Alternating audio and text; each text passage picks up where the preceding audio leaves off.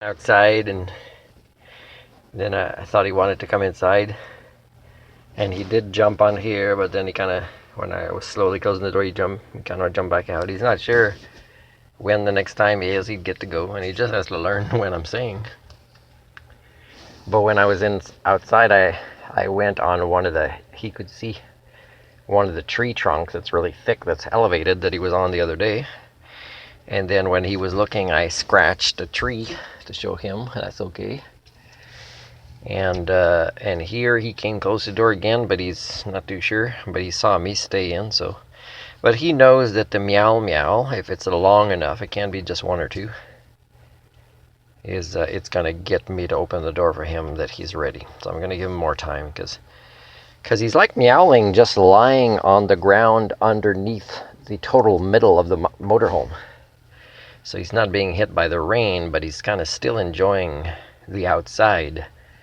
But he's kind of debating between the anxiety of wanting to come back to his comfort zone, his couch, and still being a normal cat, right? A normal cat based on his DNA of what he can do and all the challenges he can take on.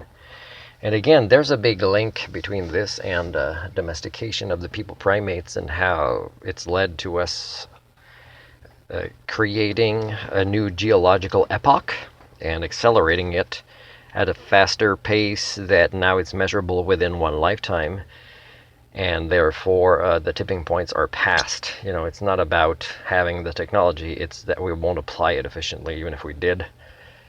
And who's going to pay for it? Because that's the nonsense of our thinking as well. Who's going to pay for us to not die?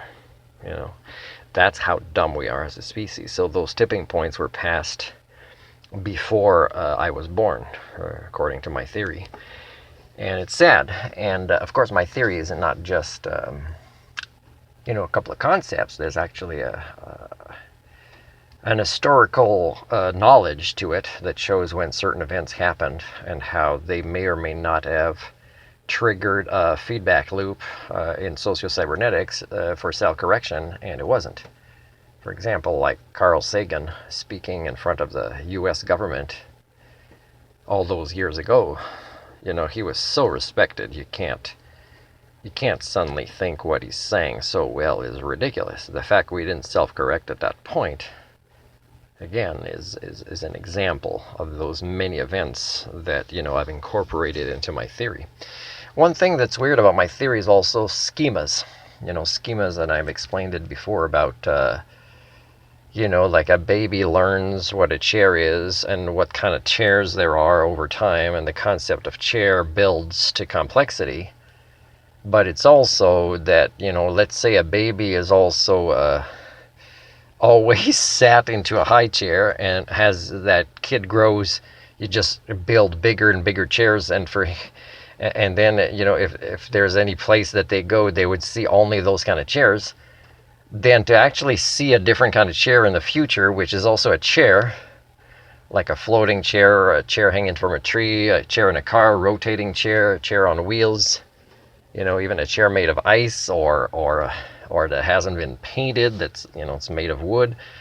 All these things for that could be a 30-year-old is not grasping that's a chair, because the concept of HSD has made it as much that you don't understand complex schemas, but even scarier is you don't understand simpler schemas than you already have, because they're outside of your concept of domestication. It's sad.